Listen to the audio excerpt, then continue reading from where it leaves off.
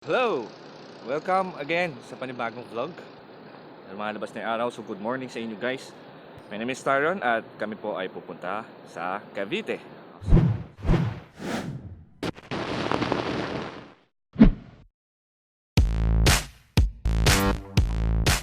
Dito pa nag-aantay ang isa nating kasama. Saan yung isa? Ay! Tago pala sa sakyan.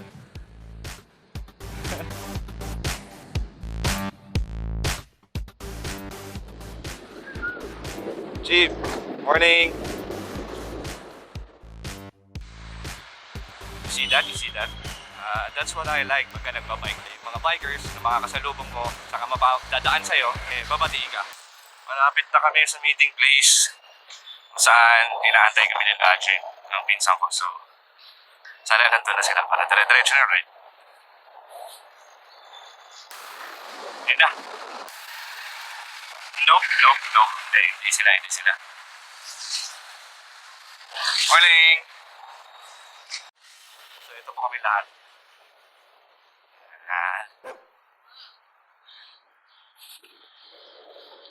Mas marami kaysa sa dati. Nagdaga kami ng panibago, dalawa.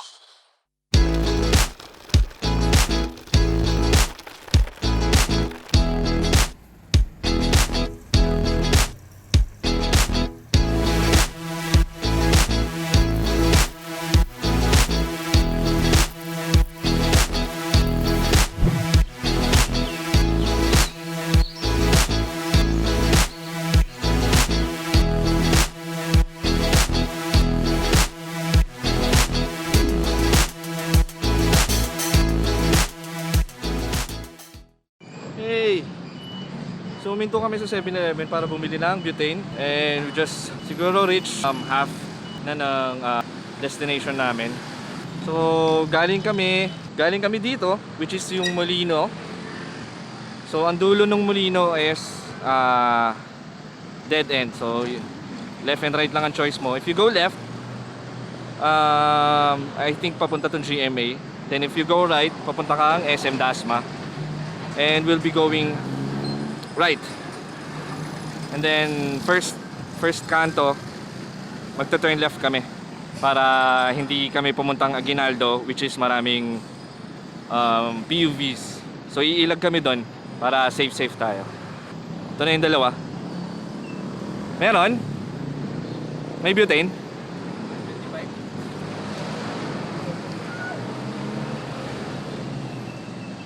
Ang good na good to kagabi ah.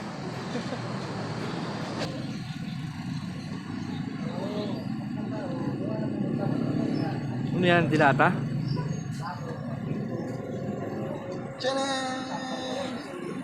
Alamang o bagoong? Malamang bagoong.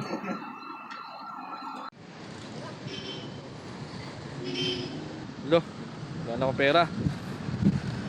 Uy ako.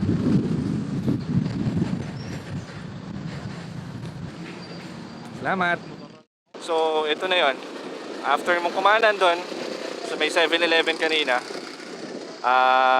first kanto papuntang kaliwa, ang mapapasukan mo is itong road na to. And dito walang PUVs, so may mga privates saka tricycles and motorcycles, pero much safer than the national.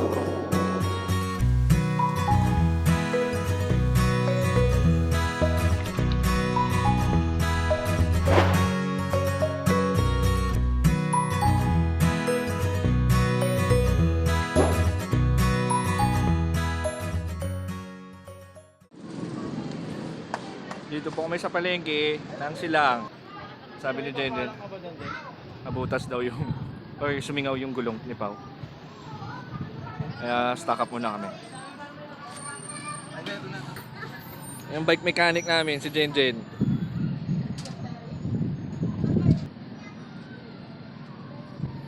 Tapos may audience yan si Jenjen. What's up?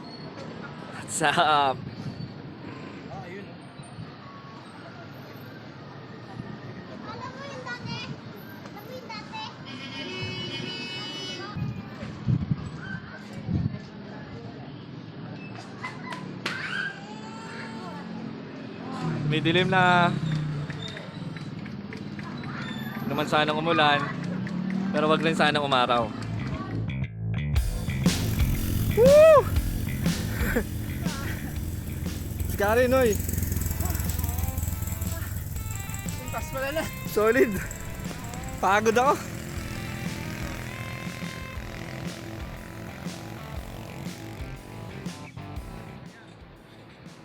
Stop over kami after nung sobrang taas na yon.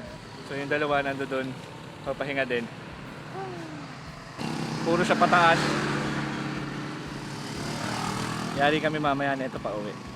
So after nung palengke kanina, tumawid kami ng Aguinaldo Highway. Then may pinasukan kami, tumaas siya saglit, tapos dire-diretso siya pababa. Then halfway nun, puro pataas na. So kasama tong payo na to na sobrang tarik. Ayan, pahinga muna. Okay. Look, oh, kahit yung kotse nahihirapan, oh.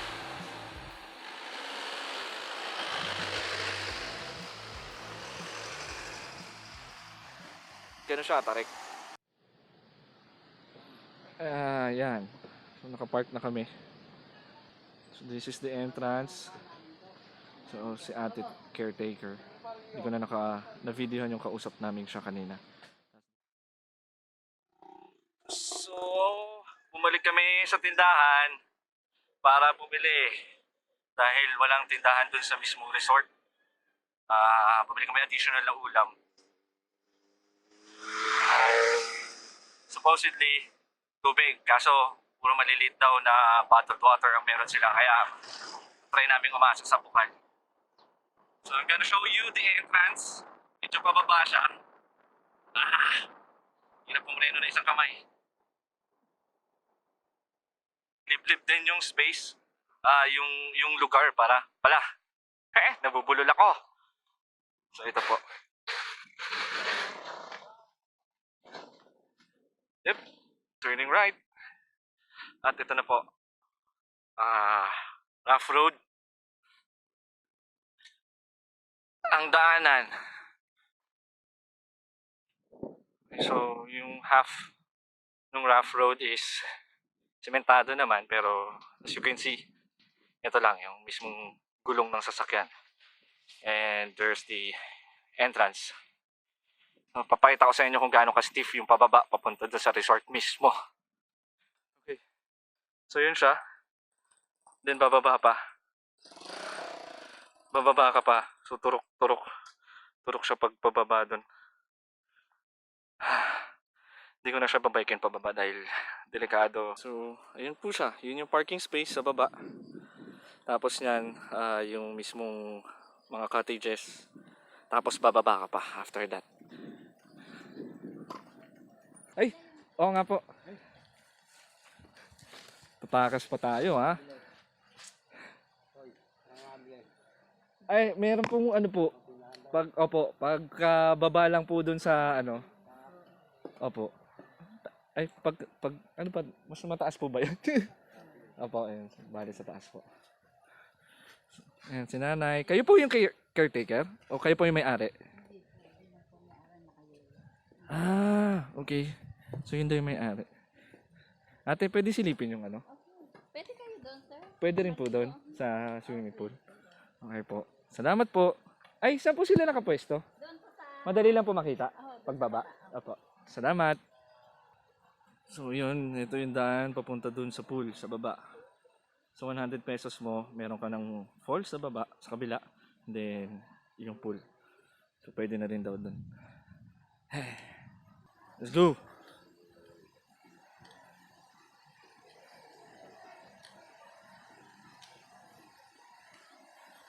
Nakikita nyo yun? Ayan. Maraming tao na naliligo.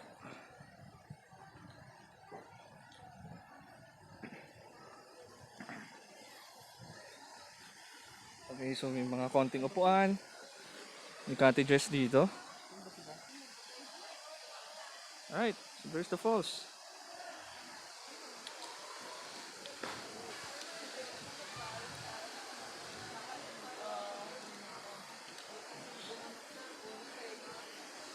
Hi! Gandang tanghali po. Sige po, nagbike lang po kasi kami. Medyo mahirap po umuwi pag ano. Salamat. Okay, so palapit po kami ng palapit sa falls. Sinahanap namin yung dalawa namin kasama dahil sila naiwan dito. So ayun lang pala sila. Ano yan, Pau? Sapatos mo? Ate, kukunin lang daw po yung sapatos.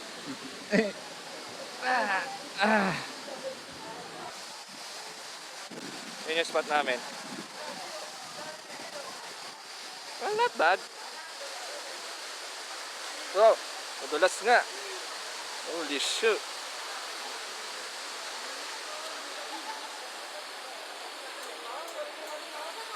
So this cottage is 800 pesos.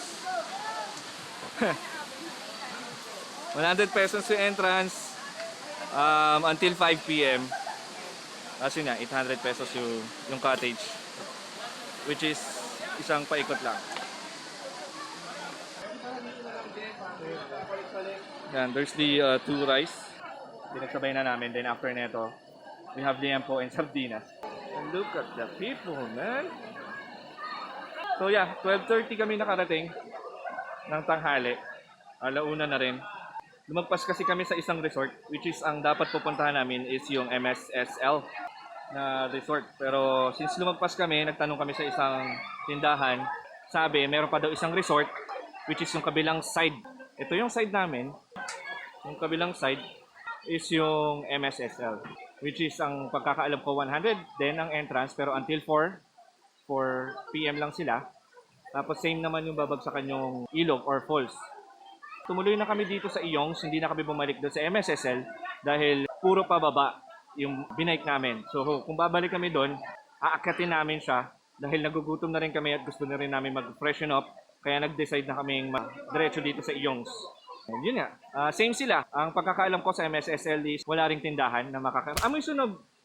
Ito yata. Oh. Katabi ko kasi yung kanin.